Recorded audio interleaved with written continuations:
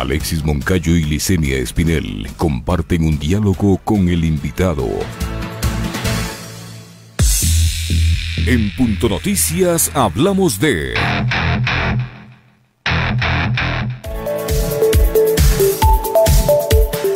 El próximo lunes 24 de agosto, 50 abogados de Guayaquil presentarán una demanda penal por la pretendida venta del Banco del Pacífico en secreto. En su cuenta de Twitter, Pedro Granja, secretario de la Federación Nacional de Abogados del Ecuador, señaló que el único accionista de la institución financiera es la Corporación Financiera Nacional, por lo que se trata de un bien público. Estas declaraciones las realiza luego de que uno de los veedores designados por el Consejo de Participación Ciudadana y Control Social para seguir el proceso de venta del banco advirtió que la CFN buscaría mantener en secreto la información por al menos 15 años. 8:50. Saludamos entonces a Carlos Medina, abogado en Derecho Penal y Constitucional. Antes de comenzar a hablar sobre el tema, doctor Medina, quisiera su pronunciamiento respecto a este caso que estamos enfrentando en este momento, respecto a la audiencia evaluatoria y preparatoria de juicio en contra de la prefecta de Pichincha, Paola Pavón, por supuesta rebelión a raíz de las protestas de octubre pasado. Usted debe conocer el caso, que nace a raíz de una serie de acusaciones que no han sido comprobadas y no se han podido demostrar en el proceso, y por un tuit en el que la prefecta manifestaba su opinión respecto a la situación que vive en ese entonces del país. ¿Qué opinión le merece esta situación, este proceso judicial que ahora llega a esta etapa evaluatoria de juicio? Doctor Medina, buenos días. Muy buenos días, Licenia, Alexis. Muchísimas gracias por esta oportunidad de dirigirme a sus queridos ciudadanos que están en sintonía con Radio Pichincha todos los días. Es un medio alternativo. Yo también tengo mi espacio en redes donde no hago periodismo. Yo respeto muchísimo a los periodistas, sé que son los profesionales de este tema. Yo lo que hago es activismo social y también lucha y defensa de los derechos ciudadanos.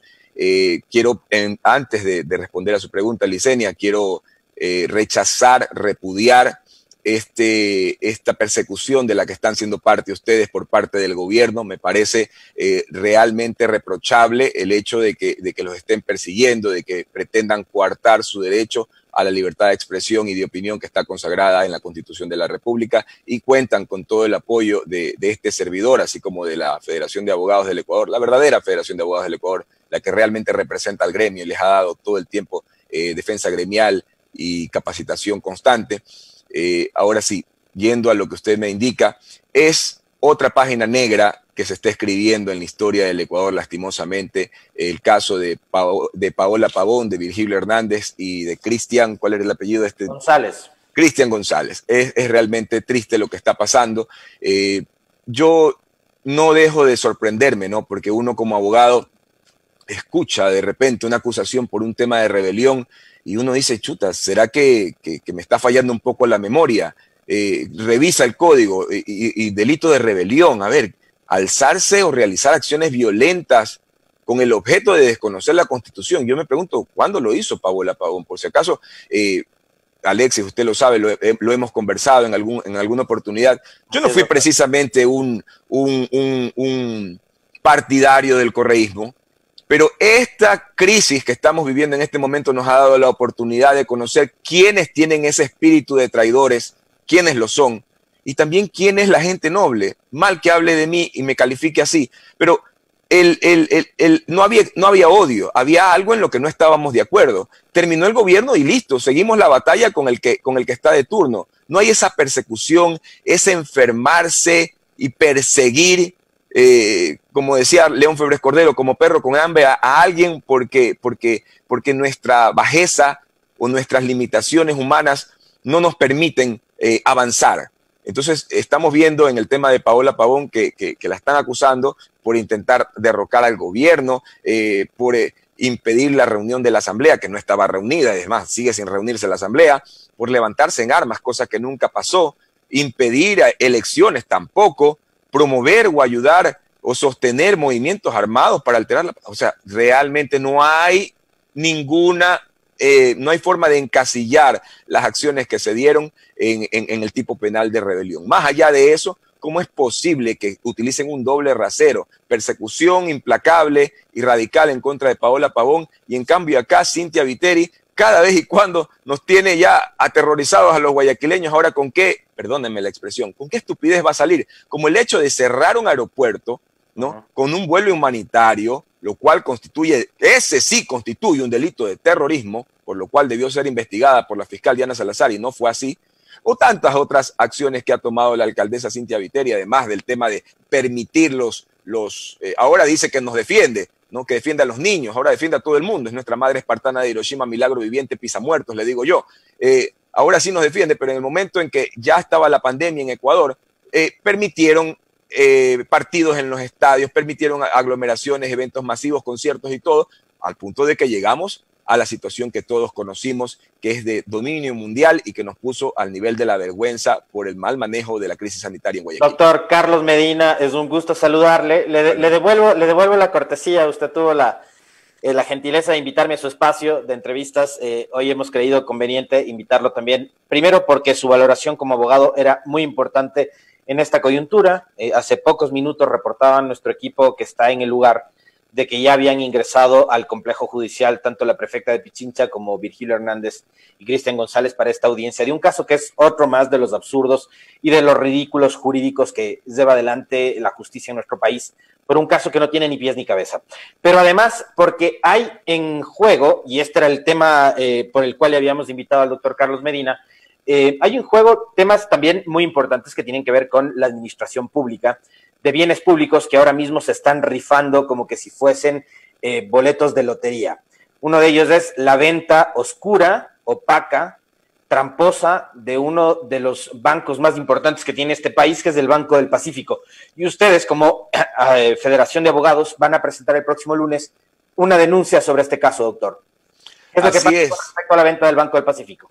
Bueno, Alexis, ha sido de dominio público. Lo que pasa es que esto lo manejan con tal secretismo que entre gallos y medianoche nos han tenido adormecidos e incluso se aprovecharon mucho más con la pandemia para seguir avanzando. Imagínense ustedes, del 8 de julio del año 2019 existe una resolución burda, patética, por parte de la Corporación Financiera Nacional, la 061-2019, en la que determinan ellos, porque les da la gana, porque así les parece, y mejor dicho, porque tienen obviamente sus intereses creados y hay evidentemente claros indicios de corrupción, declaran que es reservado, tiene carácter de reservado el proceso de venta de este del Banco del Pacífico, pero nada más por 15 años. ¿Por qué por 15 años? Nos preguntamos todos, ¿no? Nos preguntamos todos, ¿por qué por 15 años?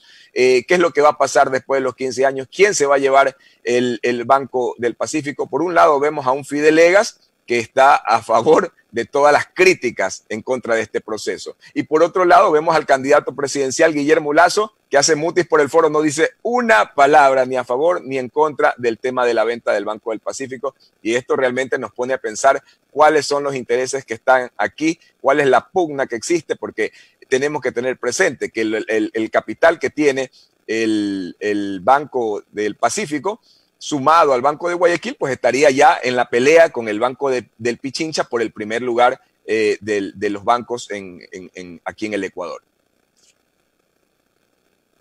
Yo quisiera hacer allí una pregunta, una precisión en el sentido de que la CFE en las últimas horas ha salido con un comunicado a aclarar que esta reserva tiene el evidente objetivo de maximizar los beneficios para el país y que la información reservada será desclasificada cuando se extingan las causas que dieron lugar a esta clasificación. E incluso señala que el gobierno se esfuerza por mantener la transparencia en cada acción y decisión que adopta, lo que me parece contradictorio. Si es que hay transparencia, ¿por qué necesitamos tener una reserva de 15 años en este proceso?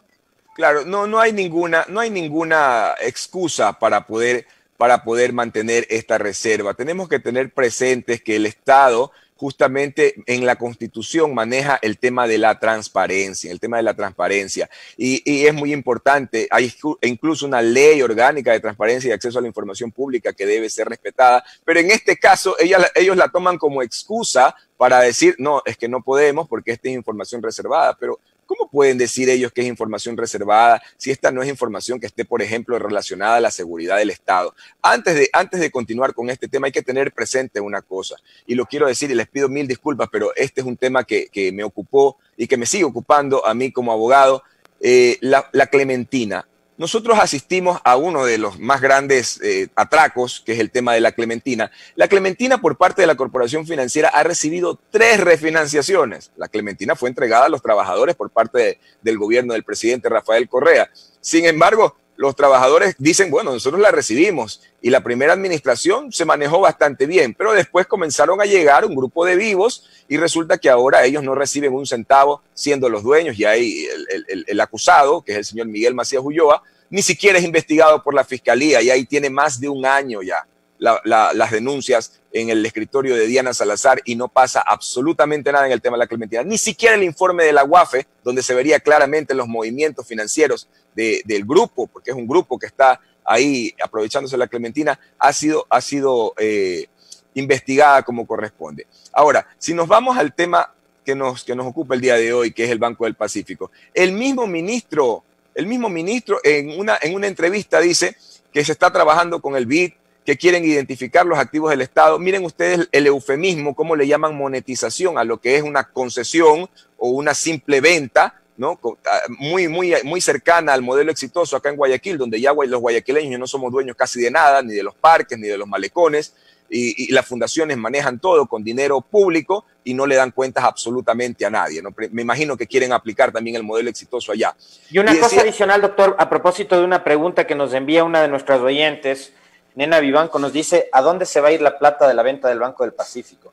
¿En qué se va a usar? Y otra cosa que nos decía además el ex ministro de Finanzas, Fausto Herrera, están vendiendo un banco en medio de una crisis sanitaria y una crisis económica sin precedentes, lo que quiere decir que no estarán vendiéndole el banco en el precio real que tiene la entidad financiera, sino a precio de gallina con COVID, ¿no?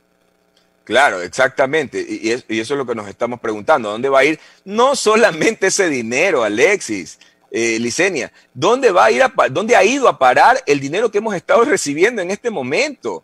Porque hemos recibido dinero, se supone que pagamos, prepagamos o repagamos deuda, ¿no? A los tenedores de bono, que son también secretos, no podemos saber quiénes son los tenedores de bono, no podemos saber en qué condiciones se reciben los préstamos de China, es decir, la Constitución, lastimosamente, es un librito que sirve para que usted lo ponga de adorno, para que usted lo ponga en la pata de una mesa que esté coja, porque nadie respeta la Constitución. ¿Cómo es posible que en temas que son de interés nacional se pretenda utilizar el recurso de la confidencialidad, de la reserva? Esto es imposible de entender en un país que se supone que es democrático. Ahora, tengamos presente que Richard Martínez pretende vender este banco y en este momento Richard Martínez no dice una palabra, ¿no?